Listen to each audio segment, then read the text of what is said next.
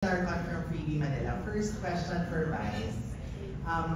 Siyempre ikaw naman yung pinaka-nakaka-experience talaga na wala na talagang barriers pagdating sa mga bahay ng artista dahil... I'm sorry? Wala nang barriers kung saan affiliated ng artista kasi nasa GMA at ABS ka din. And isa to sa mga proof din na for the first time ata yung pinagsama-sama lahat ng komedyante from all networks. So ano lang yung thoughts mo doon and at the same time ano yung naiisip mo while watching them na wow pwede na ito ngayon na magkakasama na lahat. Wala na KBSG. It's so much fun. It's so much fun. Kasi ano siya sobrang normal siya sa amin. Kasi nakikita-kita din naman kami lahat kahit saan. Wala kaming nararamdaman gano'n, yung taga-ganyan ka, taga-ganito. Wala yung pag nakikita kami, pag nagsasama-sama kami, magkakaibigan kami, magkakachika kami, we were just very happy to be with each other at that time na pumasok kami dun sa set. Hindi namin siya talaga naramdaman at all, kaya hindi siya bago. No? At least for me, hindi siya bago sa akin na magsama-sama kami. Parang wala akong nakita, ay, buti na lang nagkasama-sama tayo ngayon. Hindi ko na kayo i-etchosin na sasabihin kong it was a liberating experience. Ang normal lang siya. Normal. And then was there a time pa na, kasi ikaw ngayon nakakanood sa kanila, then 6 hours pwede kang tumama, di ba? Pero meron bang part na na-feel na saturate na or parang wala ka na mailabas sa tawa kasi nga 6 na oras mo na sila pinapanood. Yeah, pero hindi dahil sa wala, hindi na nila ako napapatawa. Iba na yung emosyon ko. Humahanga na ako. Noong una natatawa ako. Kasi nagpapatawa sila pero lumalaki na yung paghanga ko. Tumataas lalo yung respeto ko sa kanila. Nadi-discover ko yung, ang galing itong tao ko. No? Tapos sa form, sa comedy pala, pwede ka rin makakita ng soul. Yung gano'n, yung comedy, meron pala siyang malalim na, kaya pala marami rin tao nagmamahal sa komedya at sa komedyante. Kasi hindi lang pinapangiti ang mga mukha nila. Napapasaya yung puso at meron silang naiiwan na connection. Yung comedy ginagawa pala ng mga artist, minsan pag nakakonect siya sa puso ng tao, iba yung epekto niya. Hindi siya panandali ang tawa lang. Meron siya. So meron silang effect na gano'n sa akin while watching them nung bandang huli na. Kaya kaya hindi ako humito sa pagtawa dahil hindi na ako natatawa. Nahito ako kasi iba na yung nararamdaman ko. It's more than just laughter.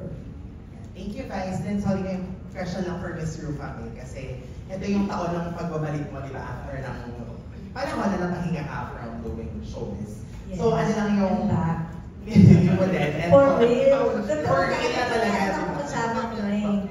Kasi makakala nyo aalis na naman. Di na, dito lang. So would you say na super worth it yung naging pag-umpisa pa lang ang pagbabalik mo with this show? Kasi yun nga, nanibahin ka. Ano nga yun, yung pagbabalik ko, ngayon lang. O tapos, worth it ba na yung desisyon na bumalik ulit because of this show?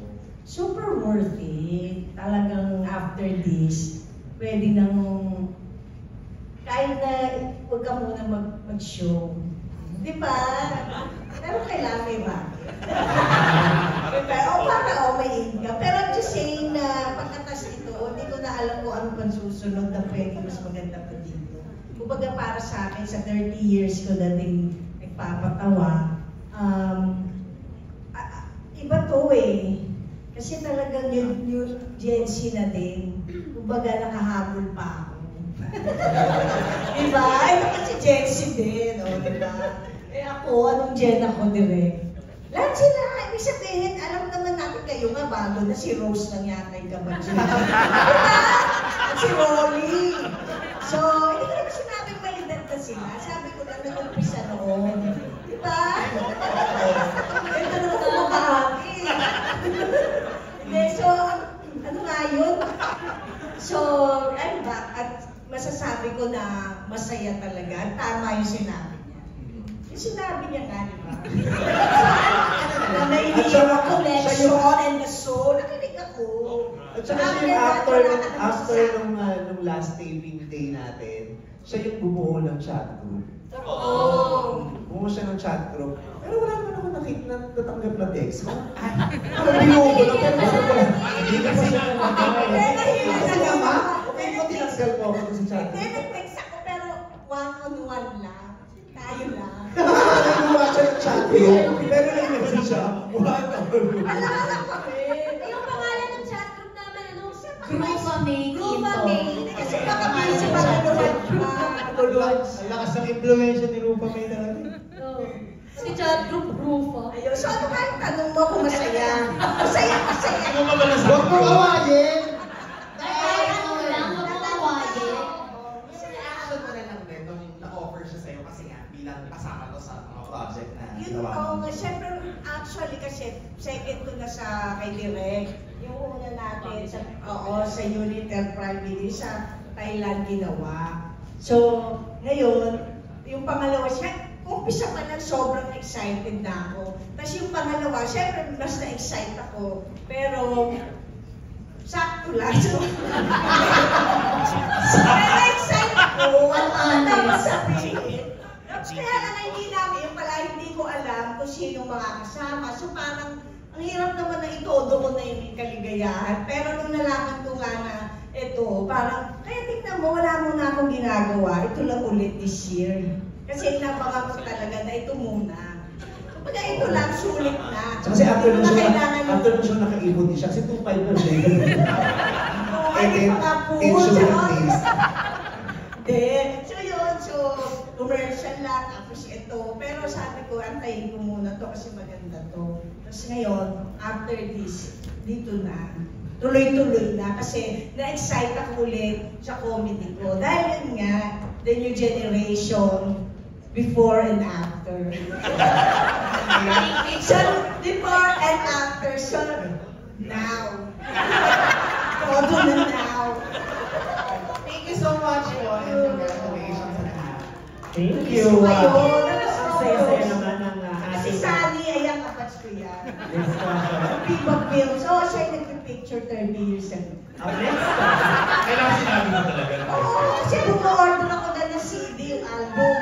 Tapos meron na sa... Ewan ko ano CD yung pirated. Tapos,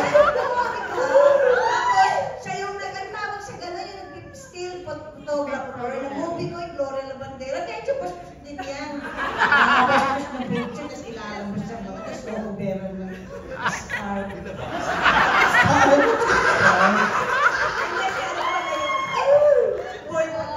Alam nyo na, hirap natin, guys. Yan yun, guys. Si biggest threat. Yes, next question please.